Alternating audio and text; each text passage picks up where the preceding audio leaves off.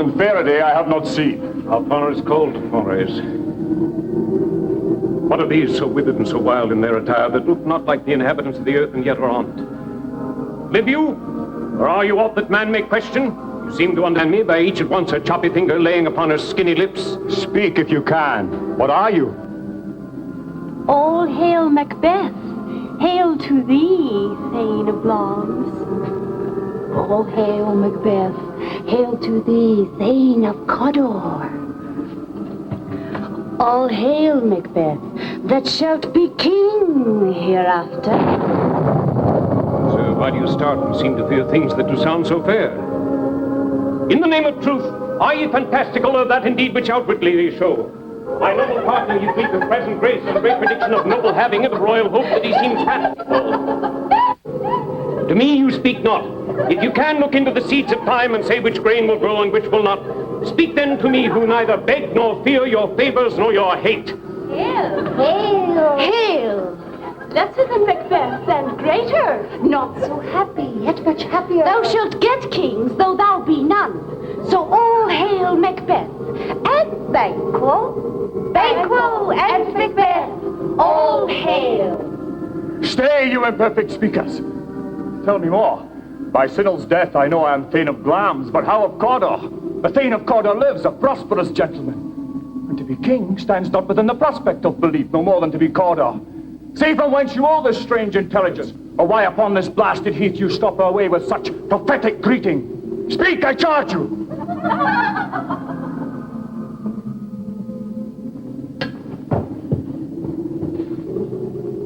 The earth hath bubbles as the water has. These are of them. Whither are they vanished? Into the air. And what seemed corporal melted as breath into the wind. Would they had stayed. Were such things here as we do speak about? Or have we eaten on the insane root that takes the reason prisoner? Your children shall be kings. You shall be king. And Thane of Cawdor too, went it not so? To the self-same tune and words. Hail! Who's here? The king hath happily received, Macbeth, the news of thy success.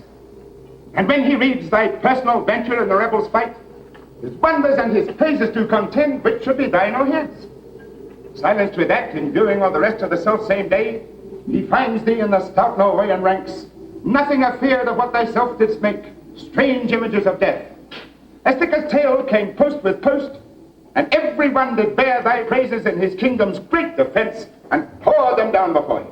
We are sent to bring thee from our royal master thanks, only to herald thee into his sight, not pay thee. And as an earnest of a greater honor, he bade me from him call thee Thane of Cawdor. Which addition, hail most worthy Thane, for it is thine. What? Can the devil speak true? Well, Thane of Cawdor lives. Why do you dress me in borrowed robes? Who was the Thane lived yet, but under heavy judgment bears that life which he deserves to lose. Whether he was combined with those of Norway, or did line the rebel with hidden help and vantage, or that with both he labored in his country's wrack, I know not. But treason's capital, confessed and proved, have overthrown him. Glamis and Thane of Cawdor. The greatest is behind. Thanks for your pains. Do you not hope your children shall be kings, when those that gave the Thane of Cawdor to me promise no less to them? That trusted home might yet enkindle you under the crown, besides the Thane of Cawdor. But 'tis strange, and oftentimes do win us to our harm. The instruments of darkness tell us truths, win us with honest trifles, to betray us in deepest consequence. Cousins, a word, I pray. Two truths are told as happy prologues to the swelling act of the imperial theme. I thank you, gentlemen.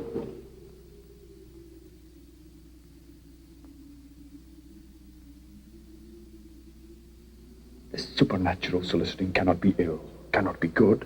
If ill, why hath it given me earnest of success commencing in a truth? I am Thane of Cawdor. If good, why do I yield to that suggestion whose horrid image doth unfix my hair and make my seated heart knock at my ribs against the use of nature? Present fears are less than horrible imaginings. My thought, whose murder yet is but fantastical, shakes so my single state of man that function is smothered in surmise and nothing is but what is not. See how our partner's rapt? If chance will have me king, why chance may crown me without my star. New honors come upon him like our strange garments, cleave not to their mold, but with the aid of use. Come what come may, time and the hour runs through the roughest day. Worthy Macbeth, we stay upon your leisure. Give me your favor. My dull brain was wrought with things forgotten. Kind gentlemen, your pains are registered for every day I turn a leaf to read them. Let us toward the king. Think upon what hath chanced, and at more time, the interim having waited, let us speak our free hearts, each to other. Very gladly. Till then, enough. Come, friends.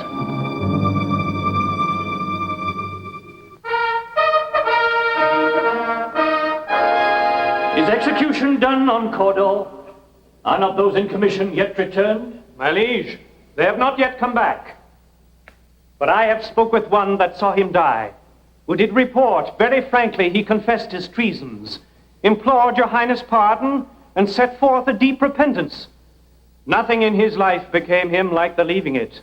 He died as one who had been studied in his death to throw away the dearest thing he owed, as 'twere a careless trifle. There's no art to find a mind's construction in the face. He was a gentleman on whom I built an absolute trust.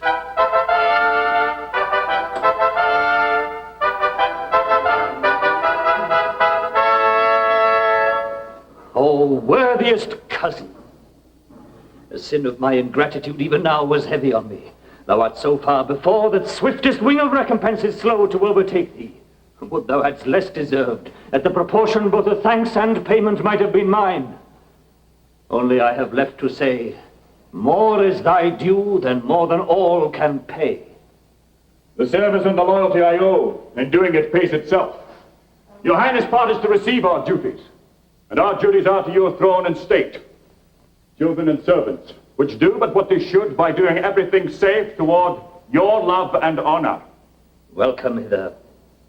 I have begun to plant thee, and will labor to make thee full of growing. Noble Banquo, that hath no less deserved, and must be known no less to have done so, let me enfold thee and hold thee to my heart. There if I grow, the harvest is your own. My plenteous joys, wanton in fullness, seek to hide themselves in drops of sorrow.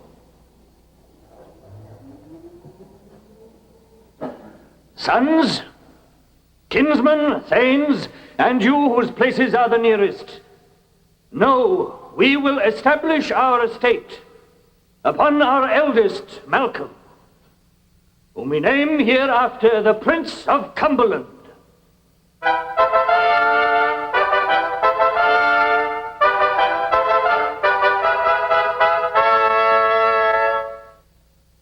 Which honor must not unaccompanied invest him only, but signs of nobleness like stars shall shine on all deservers. From hence to Inverness, and bind us further to you. The rest is labor which is not used for you. I'll be myself the harbinger and make joyful the hearing of my wife with your approach. Now humbly take my leave. My worthy Cawdor. Prince of Cumberland, that is a step on which I must fall down or else leap, for in my way it lies. Stars, hide your fires, let not light see my black and deep desires. The eye winketh the hand, yet let that be which the eye fears when it is done to see. True worthy Banquo, he is full so valiant, and in his commendations I am fed. It is a banquet to me. Let's after him, whose care is gone before to bid us welcome. It is a peerless kinsman.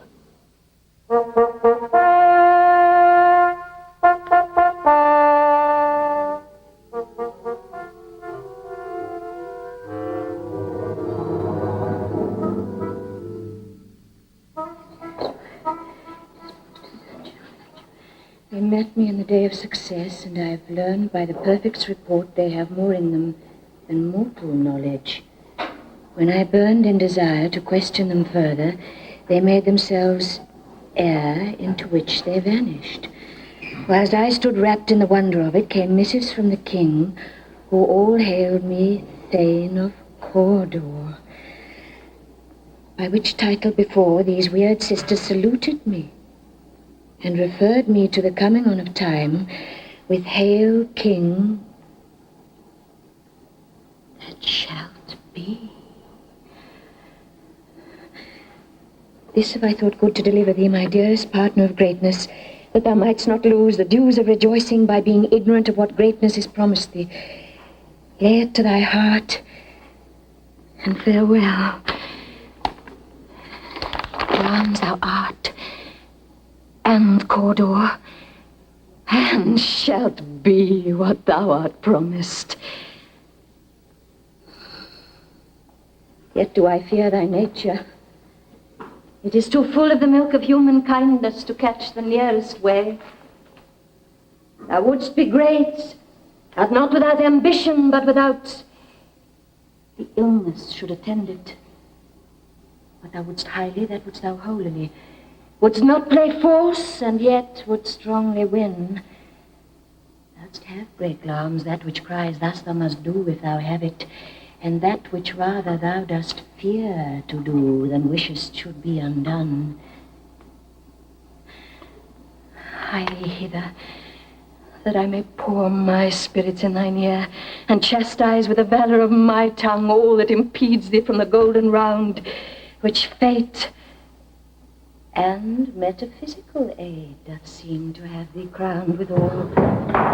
What is your tidings? The king comes here tonight. I'm mad to say it. Is not thy master with him? Who whatso would have informed for preparation? So please you, it is true, our Thane is coming. One of my fellows had the speed of him, who almost did for breath, had scarcely more than would make up his message. Give him tending. He brings great news. Raven himself is horse that croaks the fatal entrance of Duncan under my battlements. Come, you spirits that tend on mortal thoughts, unsex me here, and fill me from the crown to the toe top full of direst cruelty. Make thick my blood, stop up the access and passage to remorse, that no compunctious visitings of nature shake my fell purpose, nor keep peace between the effect and it. Come to my woman's breasts and take my milk for gall, you murthering ministers, wherever in your sightless substances you wait on nature's mischief. Come, thick night, and pour thee in the dunnest smoke of hell, that my keen knife see not the wound it makes, nor heaven peep through the blanket of the dark to cry, hold, hold.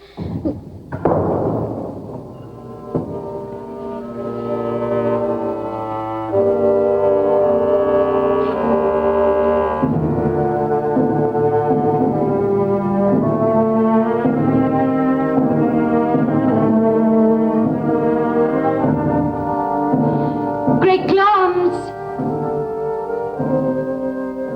worthy Cawdor, greater than both by the old hail hereafter.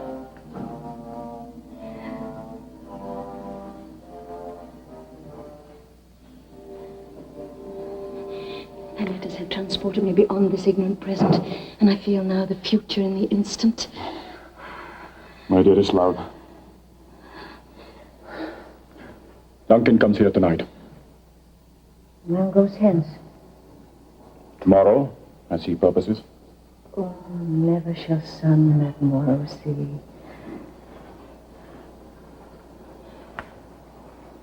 Your face, my Thanes, is a book where men may read strange matters. To beguile the time, look like the time. Bear welcome in your eye, your hand, your tongue. Look like the innocent flower, but be the serpent under it. He that's coming must be provided for, and you shall put this night's great business into my dispatch, which shall to all our nights and days to come give solely sovereign sway and masterdom. We will speak further. Only look up clear. To alter favor ever is to fear.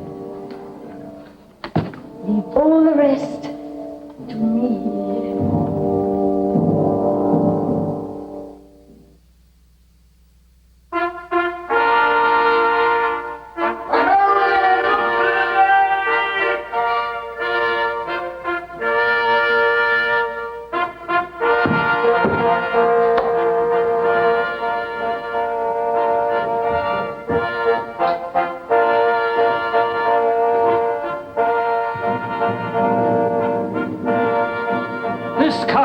pleasant seat. The air nimbly and sweetly recommends itself unto our gentle senses. This guest of summer, the temple-haunting martlet, does approve by this love mansionry that the heaven's breath smells wooingly here. No jutty frieze, buttress, nor coign advantage, but this bird hath made his pendant bed and procreant cradle. Where they most breed and haunt, I have observed the air is delicate. See our honored hostess.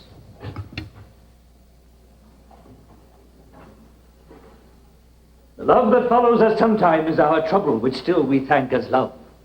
Herein I bid you that you learn how God healed us for your pains and thank us for your trouble. All our service at every point twice done and then done double were poor and single business to contend against those honors, deep and broad, wherewith your majesty loads our house. For those of old and the late dignities heaped up to them, we rest your hermits. Where's the Thane of Cawdor? We coursed him at the heels and had a purpose to be his purveyor. But he rides well, and his great love, sharp as his spur, hath holp him to his home before us. Fair and noble hostess, we are your guest tonight. Your servants ever have theirs themselves and what is theirs, in compt to make their audit at your highness' pleasure, still to return your own. Give me your hand. Conduct me to mine host. We love him highly, and shall continue our graces towards him. By your leave, hostess.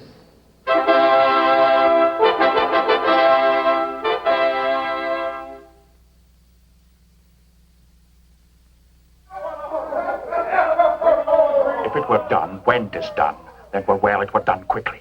If the assassination could trammel up the consequence and catch with his surcease success, that but this blow might be the be-all and the end-all. Here, but here, upon this bank and school of time, we jump the life to come. But in these cases we still have judgment here, that we but teach bloody instructions, which being taught return to plague the inventor. This even-handed justice commends the ingredients of our poisoned chalice to our own lips. He's here in double trust. First, as I am his kinsman and his subject, strong both against the deed, then as his host, who should against his murderer shut the door, not bear the knife myself. Besides, this Duncan hath borne his faculties so meek, hath been so clear in his great office, that his virtues will plead like angels, trumpet-tongued against the deep damnation of his taking off. And pity, like a naked newborn babe striding the blast, or heaven's cherubim, horsed upon the sightless couriers of the air, shall blow the horrid deed in every eye, that tears shall drown the wind. I have no spur to prick the size of my intent, but only vaulting ambition which o'erleaps itself and falls on the other. Oh, now, what news? He's almost supped. Why have you left the chamber? Have you asked for me? No, you're not, he has. We will proceed no further in this business. He hath honored me of late, and I have bought golden opinions from all sorts of people, which would be worn now in their newest gloss, not cast aside so soon. Was the hope drunk wherein you dressed yourself? Had it slept since and wakes it now to look so green and pale at what it did so freely? From this time such I account thy love. Art thou appeared to be the same in thine own act and bella as thou art in desire? Would thou have that which thou esteems the ornament of life, and live a coward in thine own esteem, letting I dare not wait upon I would, like the poor cat in the adage? Let me peace! I dare do all that may become a man. Who dares do more is none. What beast was it then that made you break this enterprise to me? When you durst do it, then you were a man. And to be more than what you were, you would be so much more the man. No time, no place did then adhere, and yet you would make both. They have made themselves, and that their fitness now does unmake you. I've given suck, and know how tender 'tis to love the babe that milks me. I would, while it was smiling in my face, have plucked my nipple from its boneless gums and dashed its brains out, had I so sworn as you had done to this. If we should fail? We fail. But screw your courage to the sticking place and we'll not fail.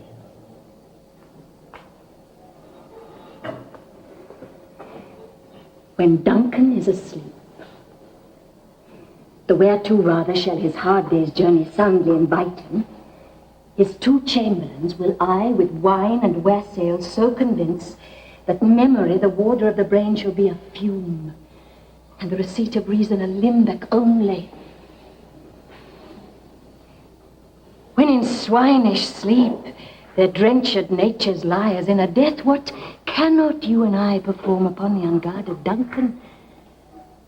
What not put upon his spongy officers, who shall bear the guilt of our great quell? Bring forth men, children only, for thy undaunted metal should compose nothing but males. Might not be received when we have marked with blood those sleepy 2 of his own chamber, use their very daggers that they have done it. Who dares receive it other? For we shall make our griefs and clamours roar upon his death. I am settled. Bend up each corporal agent to this terrible feat. Away and mock the time with fairish show. False heart must hide what the false face doth know.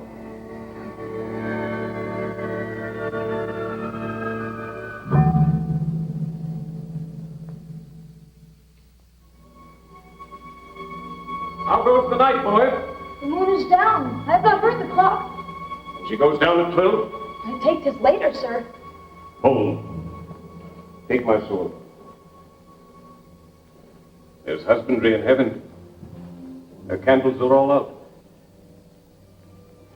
Heavy summons lies like lead upon me, and yet I would not sleep. Take me that too. Powers restrain in me the cursed thoughts that nature gives way to in repose. Give me my sword. Who's there, friend? What, sir? Not yet at rest? The king's abed. He hath been an unusual pleasure, and sent forth great largesse to your offices. This diamond he greets your wife withal by the name of most kind hostess, and shut up in measureless content. Being unprepared, our will became the servant to defect, which else should free have wrought. All's well. I dreamt last night of the 3 weird sisters. To you, they have showed some truth. I think that of them. Yet when we can entreat an artist, sir, we would spend it in some words upon that business. If you would grant the time. At your kind leisure. If you shall leave me the time, when 'tis, it shall make honor for you. So I lose none in seeking to augment it, but still keep my bosom franchised and my allegiance clear. I shall be counseled. Good repose a while. Thanks, sir. The like to you.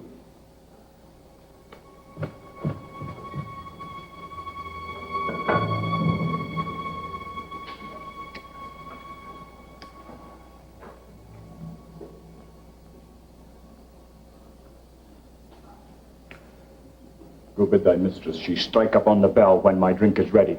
Get thee to bed.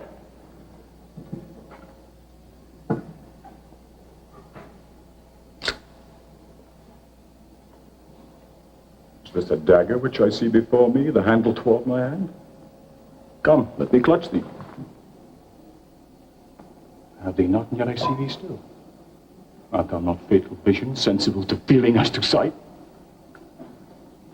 Or art thou but a dagger of the mind, a false creation proceeding from the heat of blessed brain?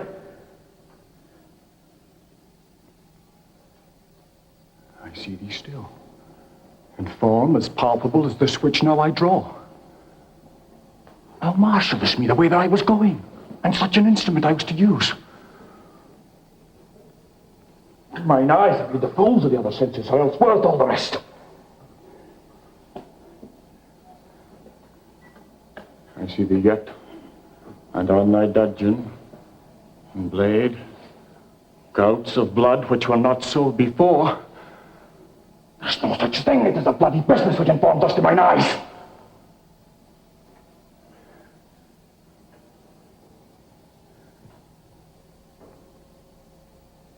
Now o'er the one half world nature seems dead, and wicked dreams abuse the curtained sleep. Witchcraft celebrates pale Hecate's offerings, and withered murder, alarmed by his sentinel, the wolf, whose howls his watch, and thus with his stealthy pace, with Tarquin's ravishing strides towards his design, moves like a ghost. Sure and firm, said not my steps which way they walk, Ere thy very stones prate of my whereabouts. Oh, and take present horror from the time which now suits with it. Whilst I thread, he lives. Worse, the heat of deeds too cold breath gives. I go, and it is done. The bell invites me. Hear it not, Duncan, for it is a knell that summons thee to heaven or to hell.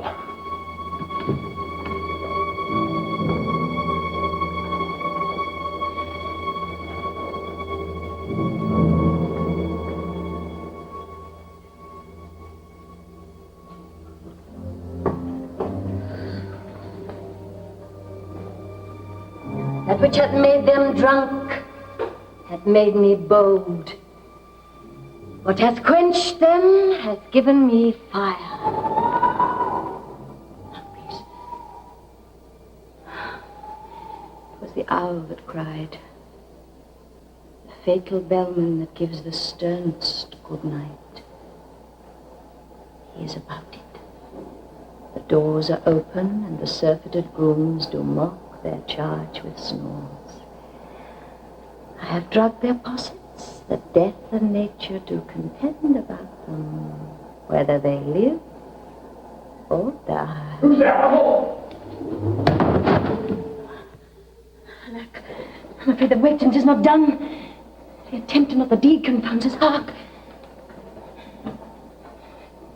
Leave the daggers ready, could not miss them. Had he not resembled my father as he slept, I'd have done it. My husband. I've done the deed. Didst thou not hear a noise? Oh, the owl scream and the crickets cry. Did not you speak? When? No. As I descended? Aye. Hark! Who lies in the second chamber? Don't obey. This is a sorry sight. Foolish thought to say a sorry sight. There was one that laughed in his sleep, and one cried louder that they did wake each other. I stood and heard them. But they did say their prayers and addressed them again to sleep. They're two lodged together. And one cried, God bless us. And amen the other. As they had seen me with these hangmen's hands listening their fear, I could not say amen when they did say God bless us. Consider it not so deeply. But wherefore could not I pronounce amen? I had most need of blessing. And amen stuck in my throat. Deeds must not be thought after these ways, so it'll make us mad. And methought I heard a voice cry, sleep no more. Macbeth does murder sleep, the innocent sleep. Sleep that knits up the ravelled sleeve of care. The death of each day's life. Sore labour's bath, balm of hurt minds. Great nature's second course. Chief nourisher in life's feast. What do you mean? Still it cried, sleep no more to all the house. Glamis hath murdered sleep, and therefore Coda shall sleep no more. Macbeth shall sleep no more. Who was it that thus cried? Why, worthy Thane, you do unbend your noble strength to think so brain sickly of things. Go, get some water and wash this filthy witness from your hands. Why did you bring these daggers from the place? They must lie there. Go carry them and smear the sleepy grooms with blood. I'll go no more. I'm afraid to think what I have done. Look on again, I dare not. For my purpose, give me the daggers. The sleeping and the dead are but as pictures. It is the eye of childhood that fear the painted devil. If he do bleed, I'll gild the faces of the grooms withal, for it must seem there. Why is that knocking? How is it with me when every noise appalls me? What hands have we here? They pluck out mine eyes. Will all great Neptune's ocean wash this blood free from my hands? No. This my hand will rather the multitudinous seas incarnadine, making the green one red. My hands are of your color, but ashamed to wear a heart so white. Here, knocking at the south entry. Retire we to our chamber. A little water clears us of this deed. How easy is it then? Your constancy hath left you unattended. Knocking. Put on your nightgown, lest occasion call us and show us to be watchers. Be not lost so poorly in your thoughts. To know my deed. Oh, 'twere best not know myself. Awake, Duncan, with thy knocking! I would thou couldst! This is knocking indeed. If a man were porter of Hellgate, he'd have hole turning the key. Knock, knock, knock. Who's there in the name of Beelzebub?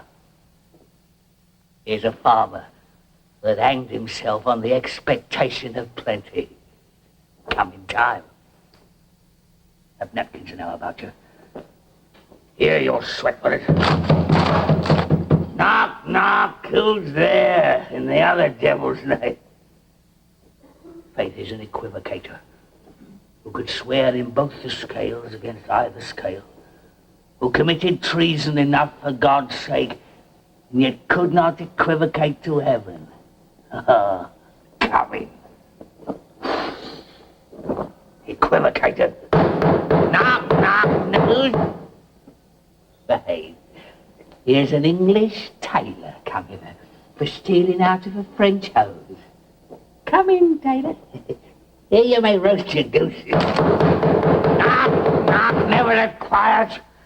What are you? Oh, this place is too cold for hell. Our devil portrait no further.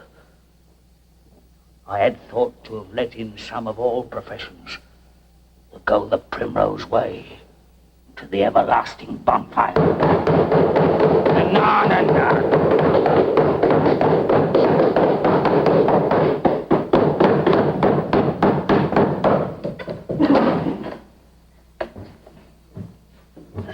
I pray you, sir, remember the porter. Was it so late, friend, ere you went to bed that you do lie so late? Why, sir, we were carousing till the setting cock. Yes. Is thy master stirring? You are knocking and awake him. Here he comes. Good morrow, noble sir. Good morrow. Is the king stirring, worthy thane? Not yet. You did command me to call timely on him. I have almost slipped the hour. I'll bring you to him. I know this is a joyful trouble to you, but yet 'tis one. The labour me delight in physics pain.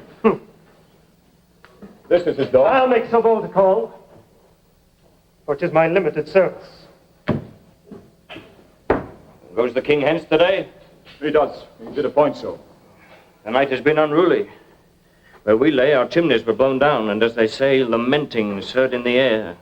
Strange screams of death and prophesying with accents terrible, of dire combustion and confused events new hatched to the woeful time.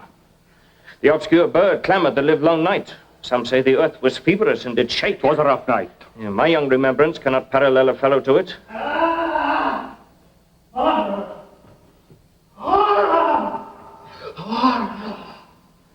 Tongue nor heart cannot conceive nor name thee. What is the matter? The matter?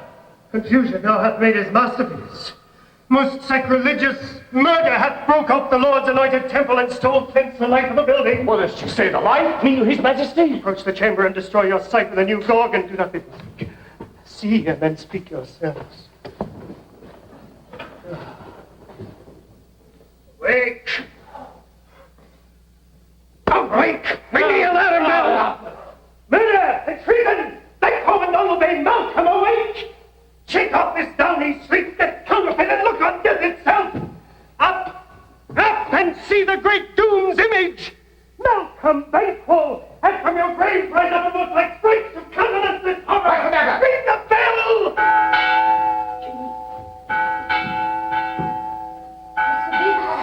And such a hideous trumpet calls to parley the speakers of the house. Speak! Speak! Gentle lady, do not even hear what I can speak. The repetition in a woman's ear would murder as it fell. Banquo! Banquo, our royal master's murdered. Oh, alas, what in our house? Too cruel anywhere. Dear doth I prithee contradict thyself and say it is not so. And I would die an hour before this chance. I have lived a blessed time. For from this instant there is nothing serious in mortality. All is but toys. Renown and grace is dead. The wine of life is drawn, and a mere lees is left this vault to brag of. What is amiss? You are. I do not know it. The spring, the head, the fountain of your blood is stopped. The very source of it is stopped. Your royal father's murdered. By whom?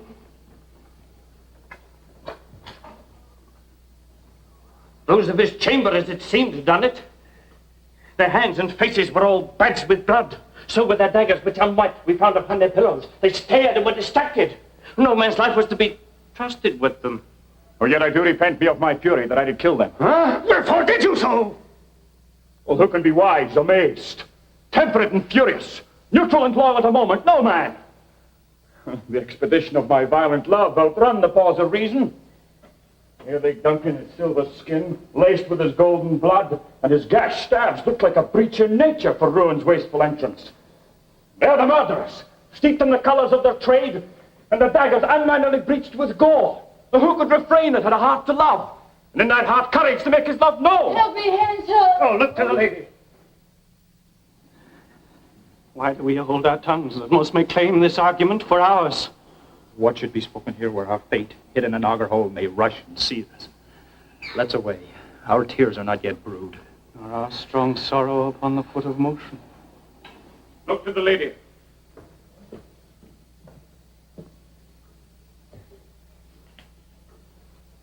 When we have our naked frailties hid that suffer in exposure, let us meet and question this most bloody piece of work to know it further. Fears and scruples shake us. In the great hand of God I stand, and thence against the undivulged pretense I fight of treasonous malice. And so do I. And so, let us briefly put on manly readiness and meet together in the hall. Do so. Content. Well,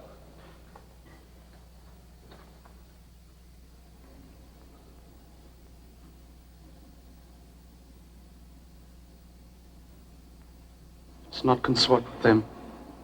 What will you do? To show an unfelt sorrow is the office which a false man does easy. I'll to England. To Ireland, I. Our separated fortune shall keep us both the safer. Where we are, there's daggers and men's smiles. The near in blood, the nearer bloody. This murderous shaft that shot hath not yet lighted, and our safest way is to avoid the aim. Therefore to horse, and let's not be dainty of leave-taking, but shift away. There's warrant in that theft which steals itself when there's no mercy left.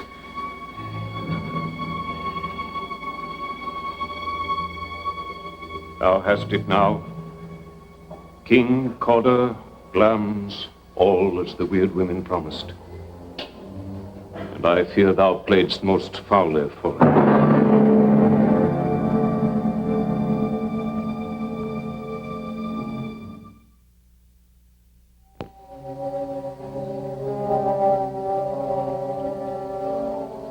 Thus is nothing, but to be safely thus.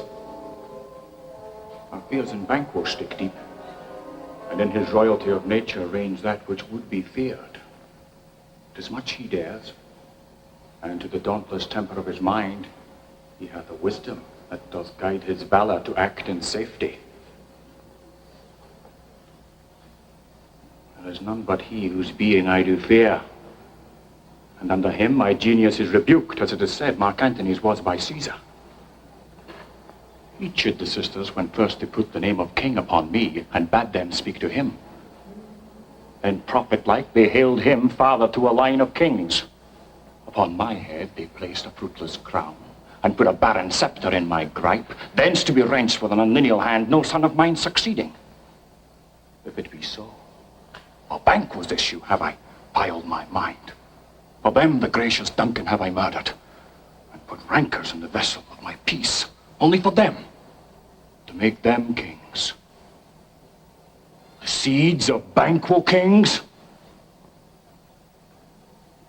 Rather than so, come fate into the list, and champion me to the utterance.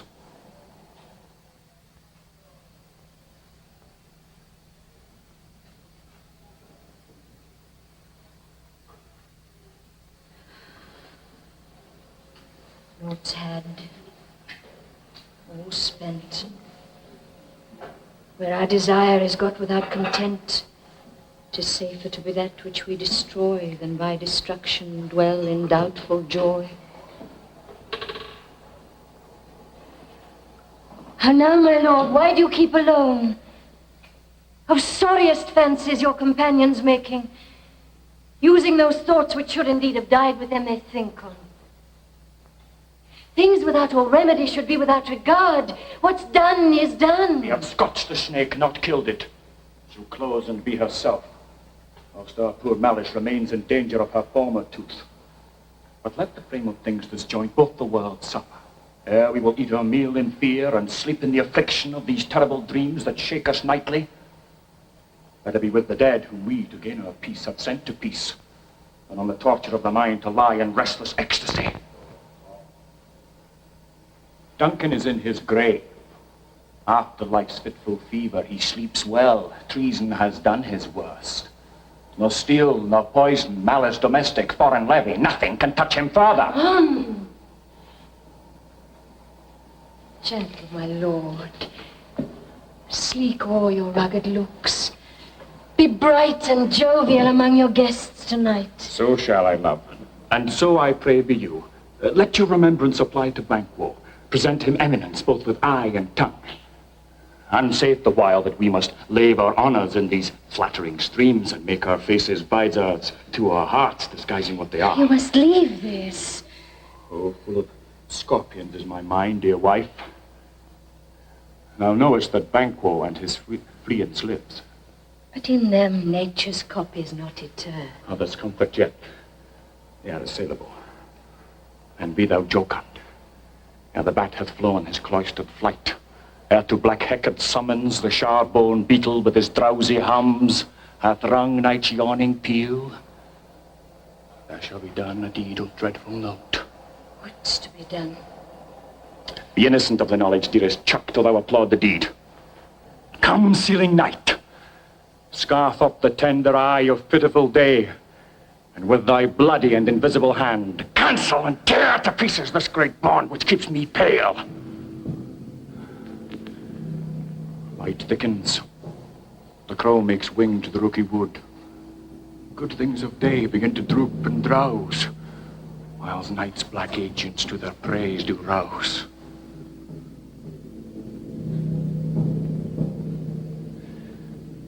Thou marvelest at my words. But hold you still. Things bad begun make strong selves by ill.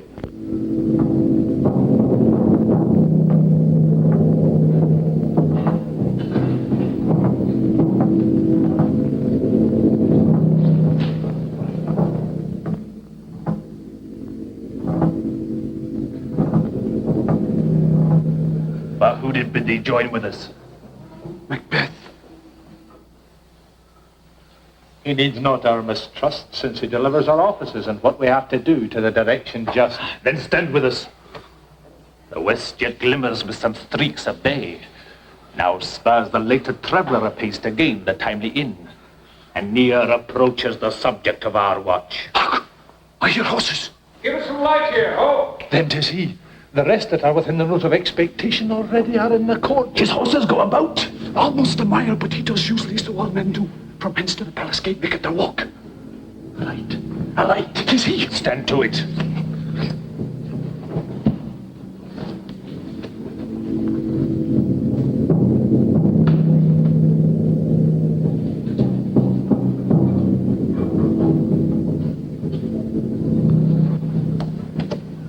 Will be rain tonight. Let it come down! Treachery! Fly, good prince! Fly! Fly! Fly, thou mayest revenge! Fly!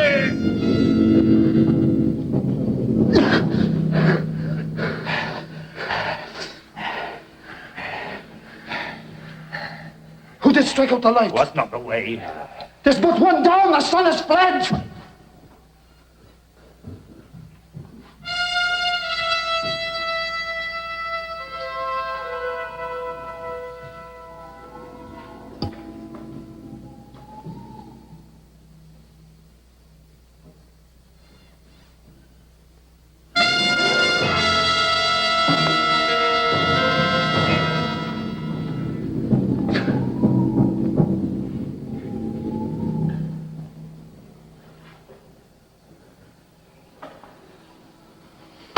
We have lost the best half of our affair. Well, let's away and say how much is done.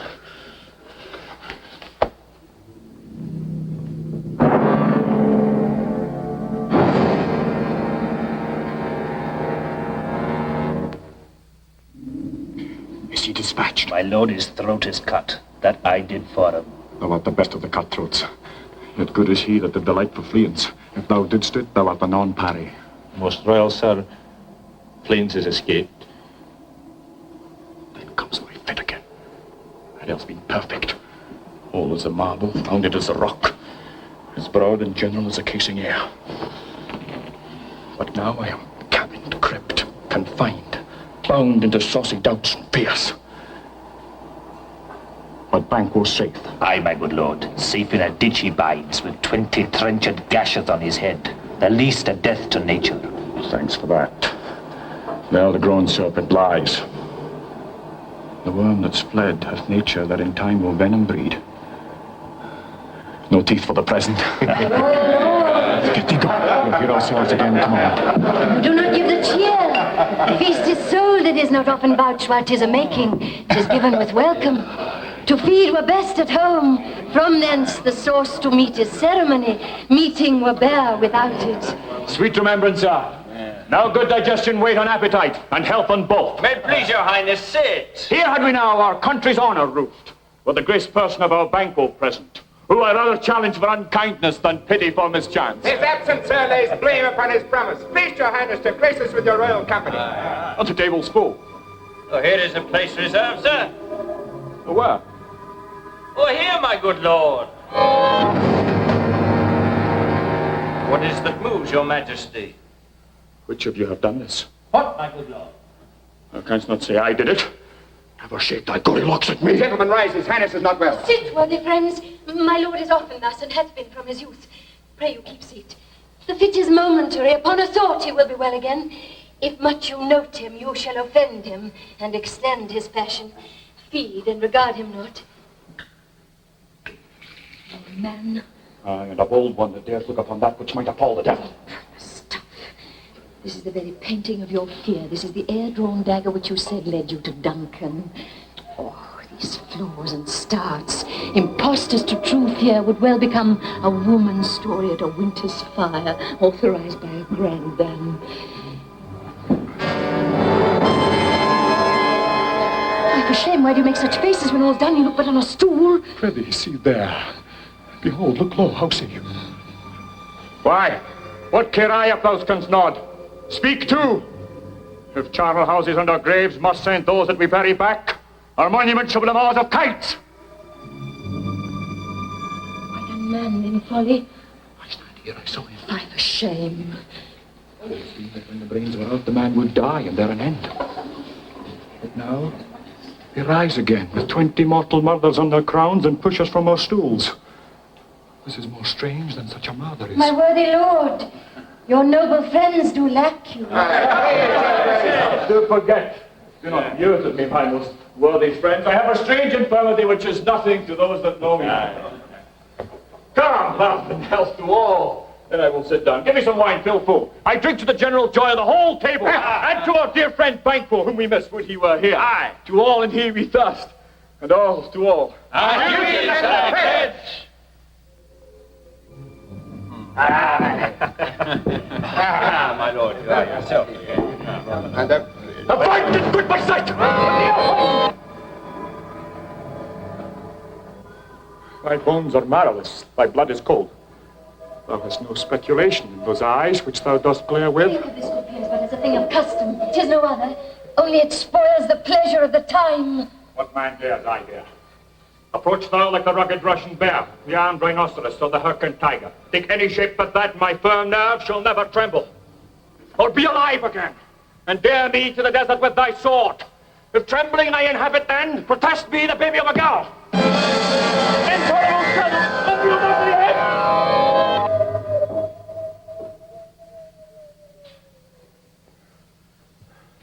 Why so? Being gone, I am a man again. Prithee, sit still! Displace the mirth, broke the good meeting with the most admired disorder. How can such things be and overcome us like a summer's cloud without our special wonder? You make me strange, even to the disposition that I owe, when I think now you can behold such sights and keep the natural ruby of your cheeks, when mine is blanched with fear. what sights, my Oh, lord? pray you speak not. He grows worse and worse. Question enrages him. At once, good night. Stand not upon the order of your going, but go at once. Knights.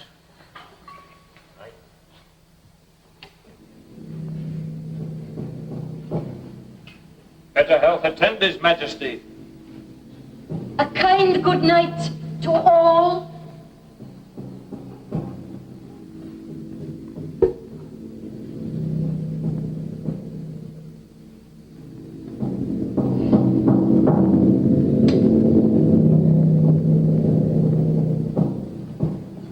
It will have blood, they say. Blood will have blood. Stones have been known to move, and trees to speak. Augurs and understood relations have, by maggot pies and rooks and chuffs, brought forth the secretest man of blood. What is the night? Almost at odds with morning. Which is which? How sayest you that Macduff denies his person at our great bidding?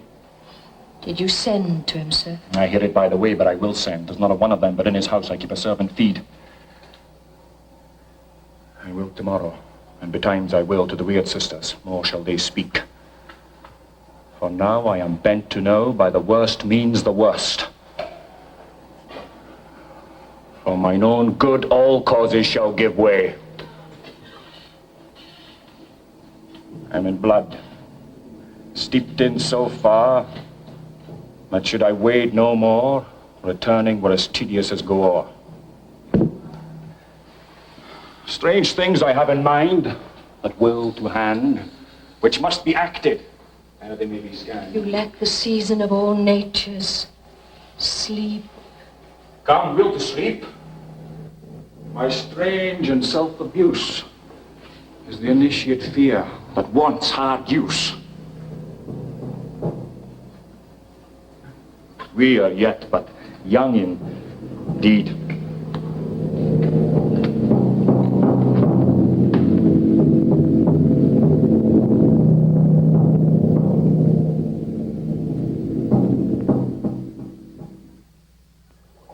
Double, double, toil and trouble, fire burn and cauldron bubble. By the pricking of my thumbs, something wicked this way comes. Open locks, whoever knocks. How now, you secret black and midnight hags? What is to do? A deed without a name. I conjure you by that which you profess, howe'er you come to know, and answer. Speak, demand. We'll answer. Macbeth, Macbeth, Macbeth. Beware Macduff. Beware the Lady Fife. Dismiss me now. Macbeth, Macbeth, Macbeth. Had I 3 years, I'd hear thee. Be bloody, bold, and resolute. Laugh to scorn the power of man. For none of woman born shall harm Macbeth.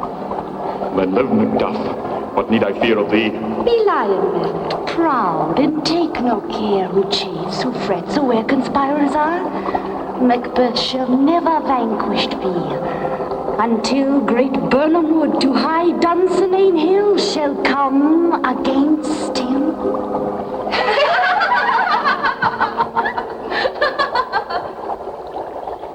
Where are they? Gone?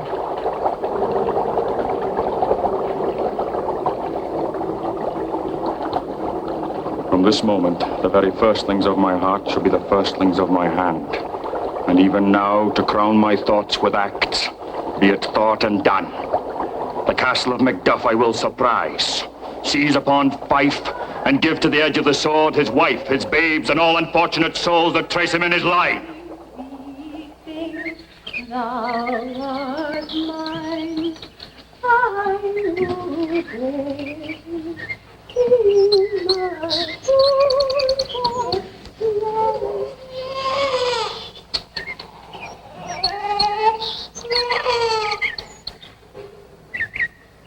Sarah, your father's dead. What will you do now? How will you live? As birds do, Mother. What, with worms and flies? With what I get, I mean. And so do they. Poor bird. Thou'dst never fear the net nor line, the pitfall nor the gin. Why should I, Mother? Poor birds, they are not set for. My father's not dead for all your sake. Yes, he is dead. And how wilt thou do for a father? Nay, how wilt thou do for a husband? Why, I can buy me 20 at any market. Then you'll buy him to sell again. Thou speakst with all thy wit, and yet your faith with wit enough for thee. Was my father a traitor, Mother? Aye, that he was. What is a traitor? Why, one that swears and lies. And be all traitors that do so? Everyone that does so is a traitor, and must be hanged. And must they all be hanged that swear and lie? Everyone. Who must hang them? Why, the honest men. Then the swearers and liars are fools, for there are swearers and liars enow to beat the honest men and hang up them. Now God help thee, poor monkey. But how wilt thou do, father? If he were dead, you would weep for him. If you would not, it were a good sign that I should quickly have a new father. Poor prattler, how thou talkst. I am not to you known, though in your state of honor I am perfect. I doubt some danger does approach you near. If you will take a homely man's advice, be not found here. Hence with your little ones. To fight you thus, methinks I am too savage. To do worse to you a fell cruelty which is too nigh your person. Heaven preserve you, I dare abide no longer. Whither should I fly? I have done no harm. But I remember now I am in this earthly world, where to do harm is often laudable, to do good sometime accounted dangerous folly. Why then, alas, do I put up that womanly defense to say I have done no harm. Where is thy husband? I hope in no place so unsanctified where such as thou mayst find him. He's a traitor. Only race, thou shag-eared villain! You egg, young bride of treachery. He is killing me, Mother. Run away, I pray you.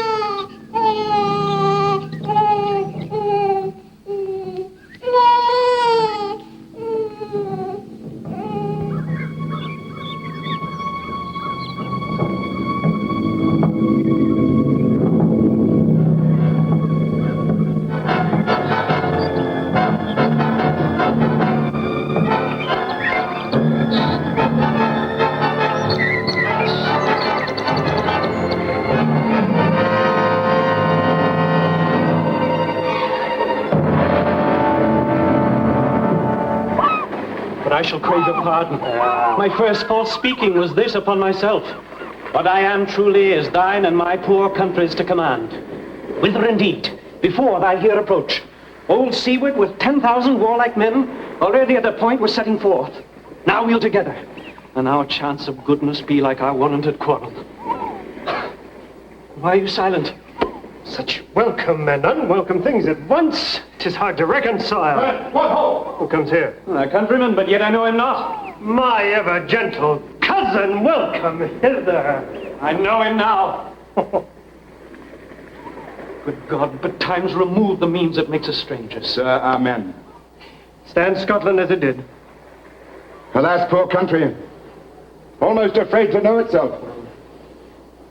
Cannot be called our mother, but our grave. Where nothing but who knows nothing was once seen to smile. Where sighs and groans and shrieks that rent the air are made not marked. Where violent sorrow seems a modern ecstasy. The dead man's knell is there scarce asked for who. And good men's lives expire before the flowers in their caps, dying or ere they sicken. Oh, relation, too nice, and yet too true. What's the newest grief? That of an hour's age doth hiss the speaker. Each minute teems a new one. Here. How does my wife? Why, well. And all my children? Well, too. The tyrant hath not battered at their peace. No. They were well at peace when I did leave them. Well, be not a niggard of your speech. How goest? When I came hither to transport the tidings which I have heavily borne, there ran a rumor of many worthy fellows that were out, which was to my mind witness the rather for that I saw the tyrant's tower afoot. Now is the time of truth. Your eye in Scotland would create soldiers, Make our women fight to doff their dire distresses. Be it their comfort, we are coming thither. Gracious England hath lent us good seawood and 10,000 men. An older and better soldier none that Christendom gives out. Would I could answer this comfort with the like. But I have words that should be howled out in the desert air where hearing should not latch them. Well, what concern they? The general cause? Is it a fee grief due to some single breast? No mind that's honest, but in it bears some woe, though the main part pertains to you alone.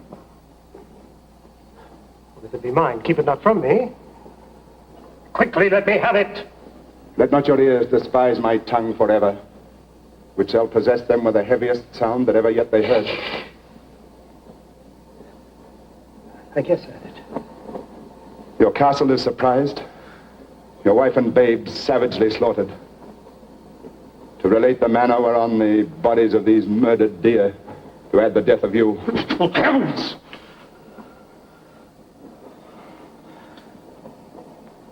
What man gives sorrow words? The grief that does not speak whispers the o'erfraught heart and bids it break. My children, too. Wife, children, servants, all that could be found. And I must be from thence. My wife killed too? I have said. Be comforted. Let us make medicines of our great revenge to cure this deadly grief. He has no children. All, my pretty ones. Did you say all? Oh, hell, kite! Home?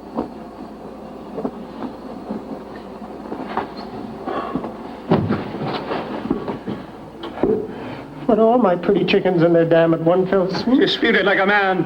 I shall do so. But I must also feel it as a man.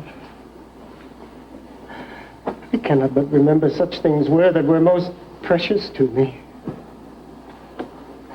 Did heaven look on and would not take their part? Sinful Macbeth, they were all struck for thee. Not that I am. Not to their own demerits, but for mine fell slaughter on their souls. Heaven rest them now. Let this be the whetstone of your sword. Let grief convert to anger. Blunt not the heart, enrage it. Oh, I could play the woman with mine eyes and braggart with my tongue. But gentle heavens, cut short all intermission. Front to front bring thou this fiend of Scotland and myself. Within my sword length set him. If he scape, heaven forgive him too.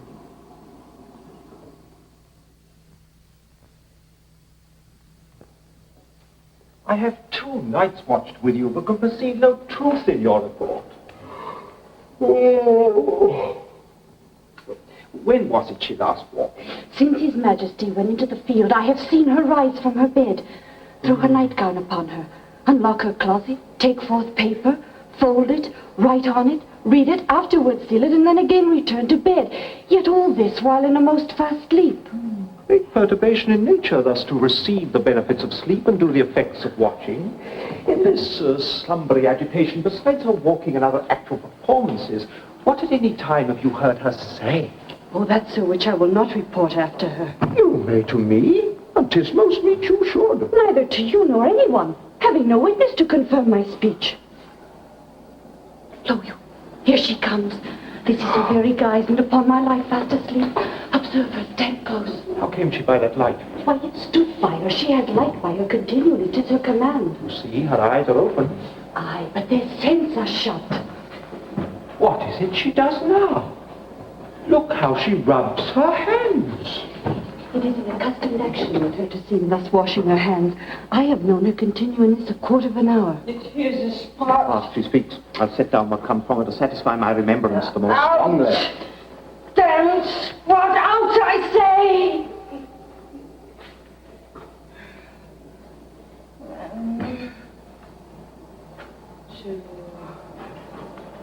Why then, 'tis time to do it. hell is murky.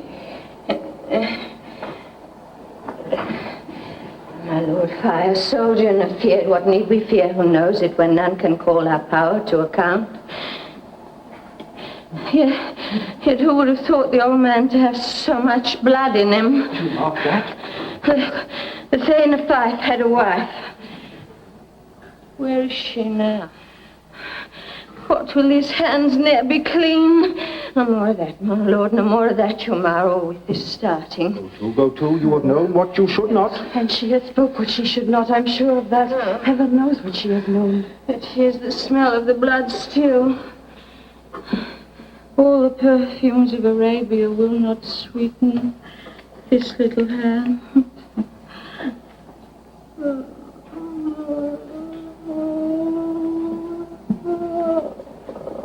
What a size there.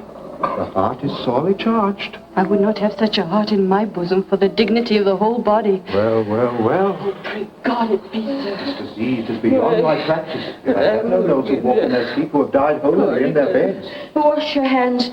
Put on your nightgown. Look not so pale. I tell you yet again. Banquo's buried. He cannot come out on his grave. Even so. To bed. To bed. There's knocking at the gate. Come. Come. What's done cannot be undone. To bed. To bed. Will she now go to bed? Directly. Strange whisperings are abroad. Unnatural deeds do breed unnatural troubles. Infected minds to their death pillows will discharge their secrets. More needs she the divine than the physician. God forgive us all. Look after her. Remove from her the means of all annoyance and still keep eyes upon her. So good night. My mind, she's mated and amazed by sight. I think, but dare not speak. Good night, good doctor. Bring me no more, of course, let them fly all. Oh, born of woods and woods of Dunedin, I cannot take with fear. What's the boy Malcolm? Was he not born of woman? The spirits that know all mortal consequences have pronounced me thus. Fear not, Macbeth, for no man that's born of woman shall e'er have power upon thee. Men fly, false things, and mingle with the English epicures. For the mind I sway by, and the heart I bear, shall never sag with doubt nor shake with fear. Oh, the devil damn thee, black, thou cream-faced loon. Where gottest thou that ghost look? There is 10,000. Geese villain? Soldiers, sir. Go prick thy face and overhead thy fear, thou lily-livered boy. What soldiers? Death of thy soul, those linen cheeks of thine are counsellors to fear. What soldiers, way face? The English force, so please. Take up his hands! Satan, I'm sick at heart when I behold. Satan, I say! This push will cheer me ever, or deceit me now. I've lived long enough. The way of life has fallen into the sere, the yellow leaf.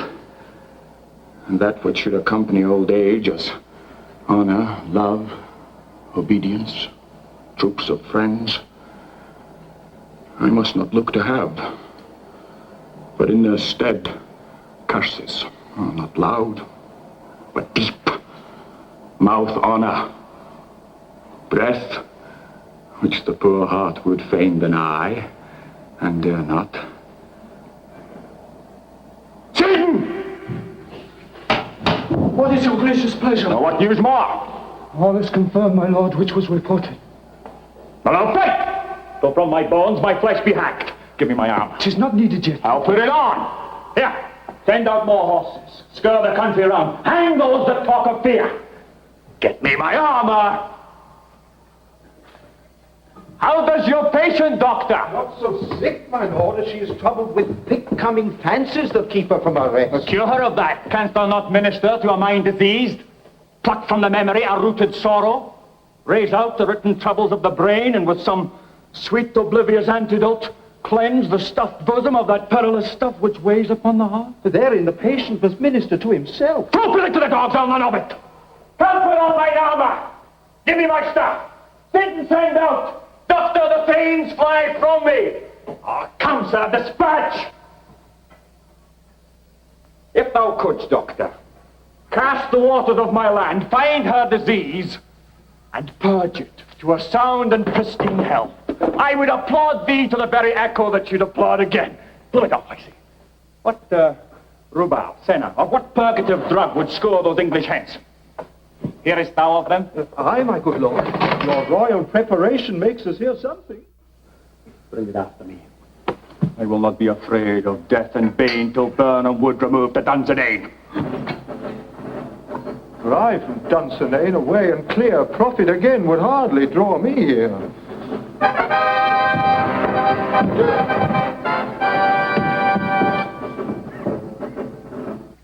Hang out those banners on the outward walls. The cry is still they come. Our castle's strength will laugh the siege to scorn. Here let them lie till famine and age you eat them up. Were they not fought for those that should be ours, we might have met them there from beard to beard and beat them backward home. What was that noise? It is the cry of women, my good lord. I've almost forgot the taste of fears. Time has been, my senses would have cooled to hear a night's shriek. My fell of hair would, at a dismal treatise, rouse and stir as life won't. I've supped full with horrors. Dion is familiar to my slaughterous thoughts, cannot once stop me. Hey! Wherefore was that cry? The queen, my lord, is dead.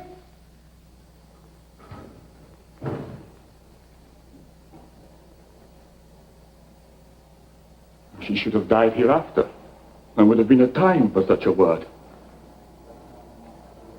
Tomorrow, and tomorrow, and tomorrow creeps in this petty pace from day to day to the last syllable of recorded time. And all our yesterdays have lighted fools away to dusty death. Out. Out, brief candle. Life's but a walking shadow, a mere player who struts and frets his hour upon the stage and then is heard no more. 'Tis a tale told by an idiot, full of sound and fury, signifying nothing. My lord! Thou comest to use thy tongue, thy story quickly. Please, my lord, I can report that which I say I saw, but know not how to do it. I'll say, sir. As I did stand my watch upon the hill, I looked toward Burnham, and anon methought the wood began to move. Liar! And slave! Let me endure your wrath if it be not so. Within this 3 mile may you see it coming. I say, a moving grove. If thou speakst false, upon the next tree shalt thou hang alive till famine cling thee.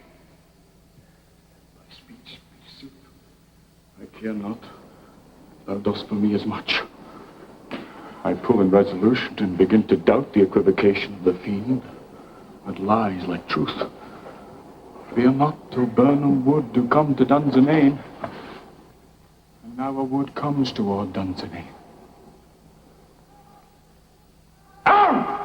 Arm and out! This which he approaches does appear.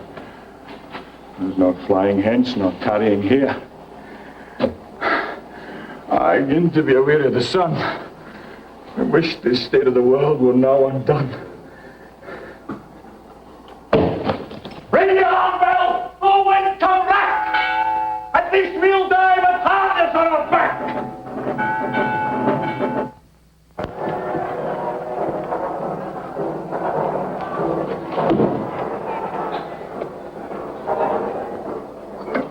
Why should I play the Roman fool and die on mine own sword? Whiles I see lives, the gashes do better upon them. Turn, hellhound! Turn! Of all men else I have avoided thee. Get thee back! My soul is too much charged with blood of thine already. I have no words. My voice is in my sword, thou bloodier villain than terms can give thee up.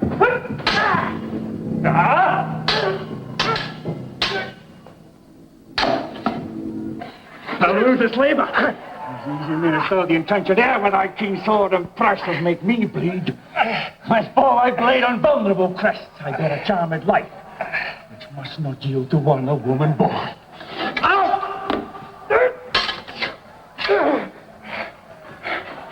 Spare thy charm, and let the angel whom thou still hast served tell thee.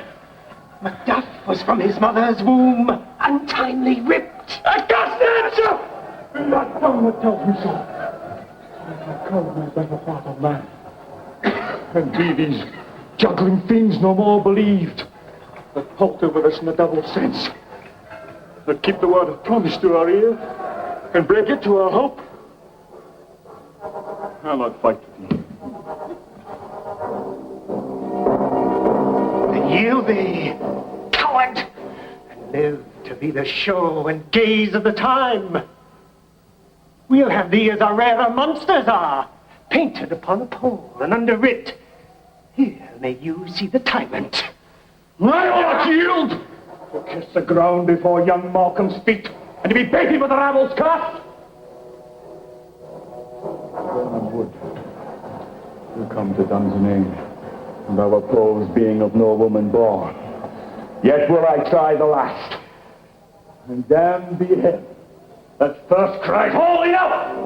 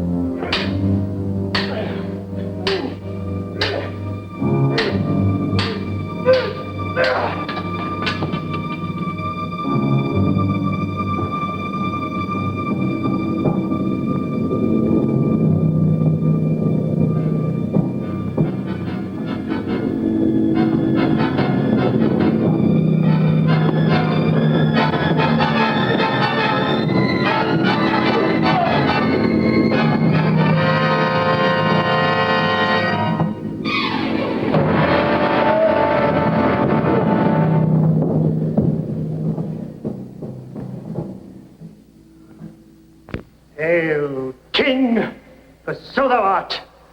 Behold where lies the usurper's cursed head. The time is free. I see thee compassed with thy kingdom's pearl, who speak my salutation in their minds, whose voices I desire aloud with mine.